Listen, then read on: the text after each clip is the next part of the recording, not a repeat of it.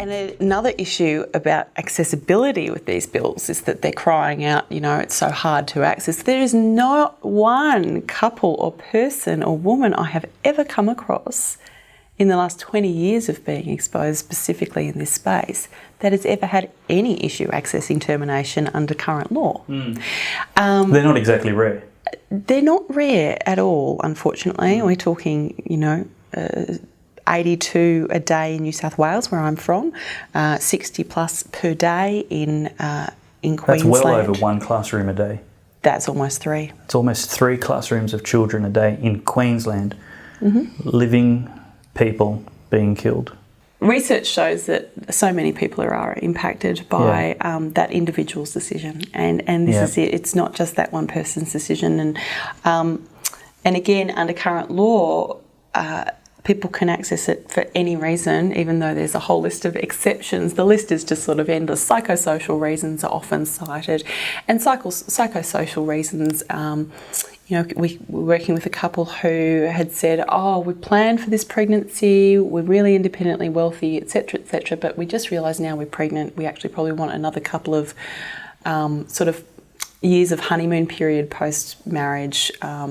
So that was their thought patterning, and they very easily were able to access an abortion because of change of mind.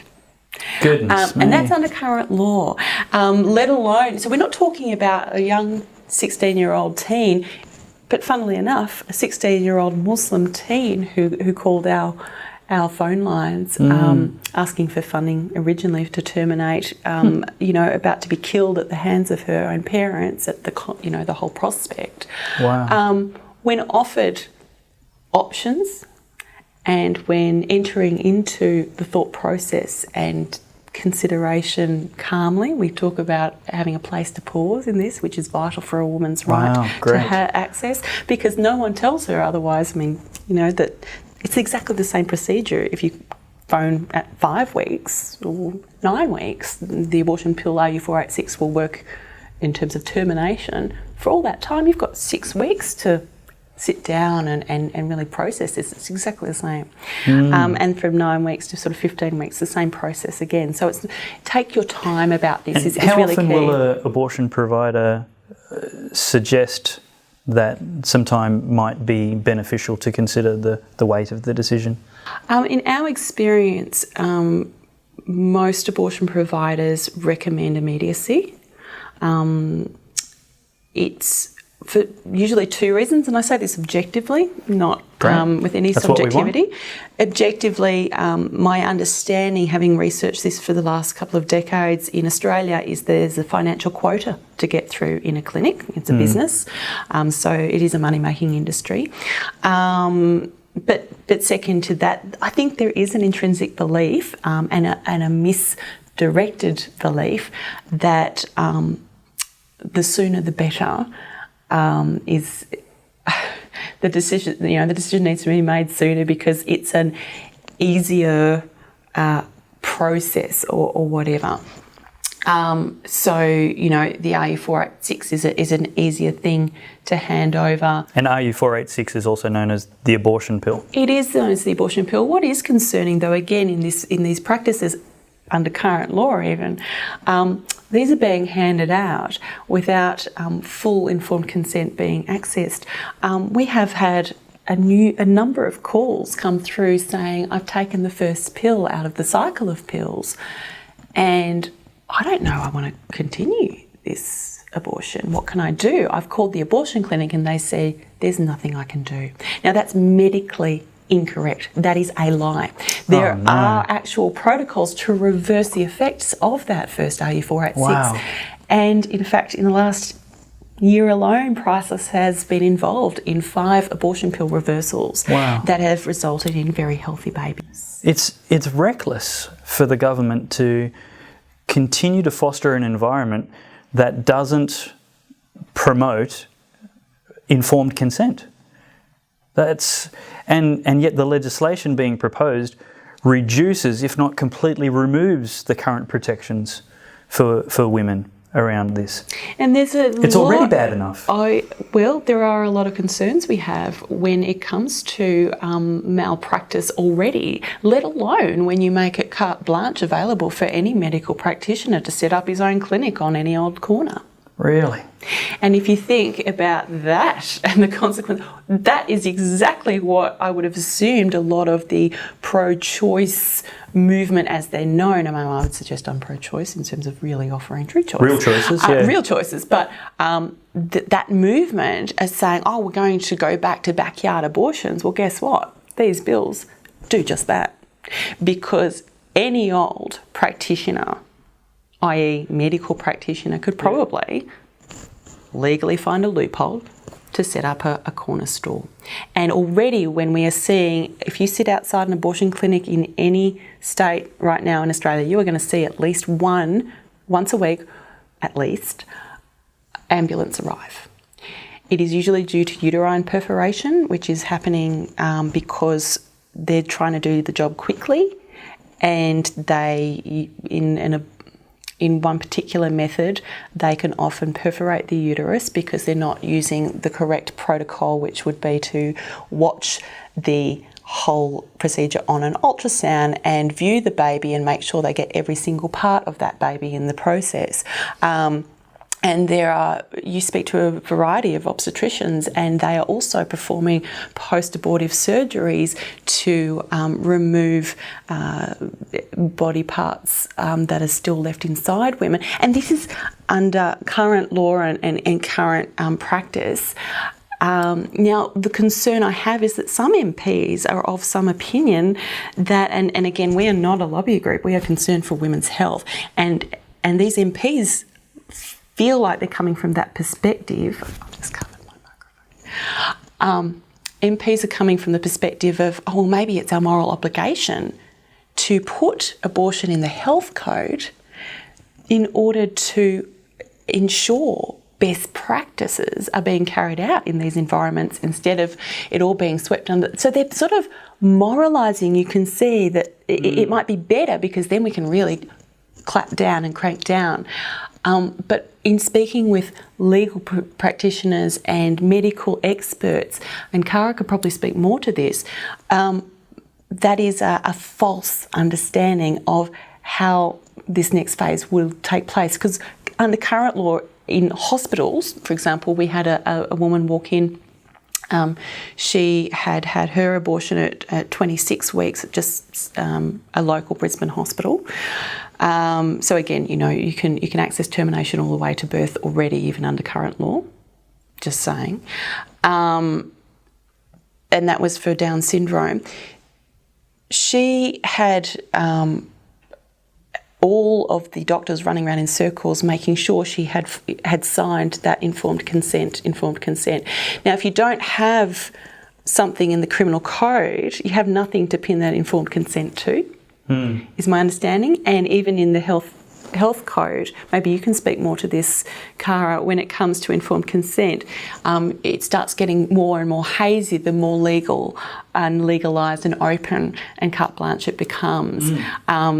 So that is our concern, that already women aren't being treated properly, A, from an informed consent perspective, B, from a physiological perspective, and C, from a mental health perspective. They're not given all of their options, true independent counselling and so forth. And we want to see those practices being pushed by government before we just open up all the rest of it. And we feel that there's a real lack of deeper review and understanding around this, and in fact a denial of the empirical evidence that we have at hand. Yeah, Cara, what kind of threats do you see this legislation posing, not to the health of women and children, but to the health of democracy? How does this affect our freedoms of speech, our freedom of religion, and our freedom of political participation? Our human rights and democracy is based on the radical idea that every human being is intrinsically valuable. That's right. With dignity and should be respected. Now, when you look at abortion, The unborn from the moment of conception is living, it's dividing, and if left, it will grow into a human. That's right. And we say, well, it's not a human being, it's a fetus. Well, a fetus is just a stage of development. It's a stage of development, just like you've got embryo, you've got fetus, you've got newborn, you've got toddler, you've got teenagers. Yep.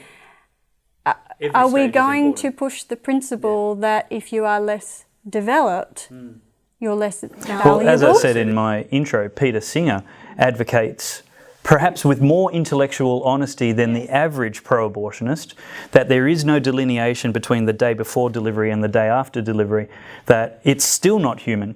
Now, he takes it in the wrong direction and says that even a newborn and a 1-month-old child has no intrinsic human value, whereas we actually say, well, it's actually always a living human, always with dignity and the right to life.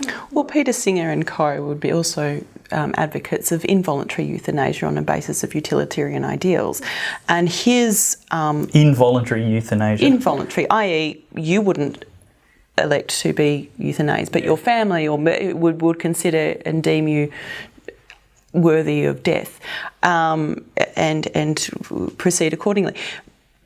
In this particular, in the case of abortion, Leslie Canold, who is Peter Singer's sort of right-hand woman and been leading the charge and the overarching national strategy on this legislative changes, in her book, she's got a whole chapter acknowledging the humanity of the preborn child, but it's called Killing from Care. Killing out of care for the woman. Interestingly enough, if we return to the rhetoric of early feminism, i.e. Germaine Greer, she talks about abortion as the sad and onerous duty of a woman in our culture, wrapped up and garbed in the rhetoric of a civil right.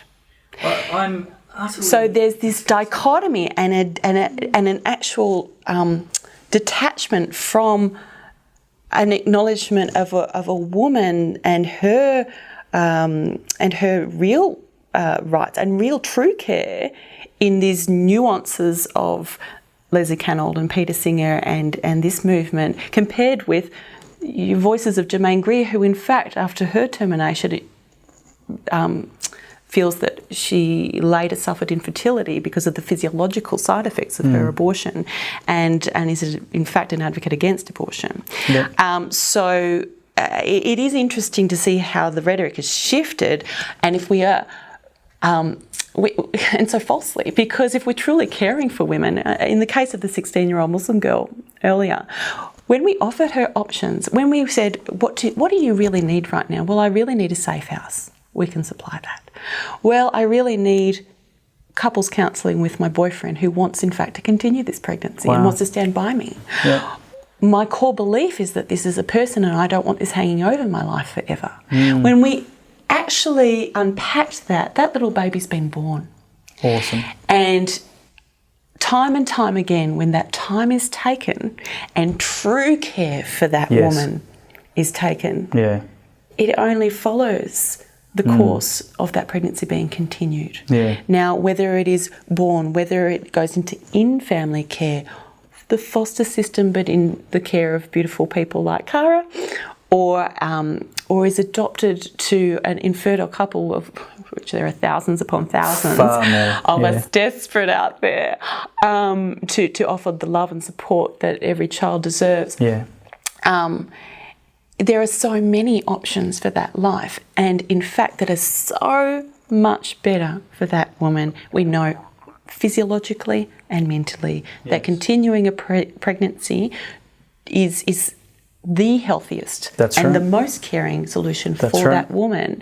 And we don't need to turn to any other rhetoric. If we have lost some of culture on the moral framework, which I feel we have around the humanity of the preborn child, because there is an acknowledgement that is a person, but that person has no rights. So if we've lost that, at least look at the born person, at the woman, and look at the empirical evidence that says she deserves better than this quick fix that is not any solution to her life, and in fact is a destruction of her whole person.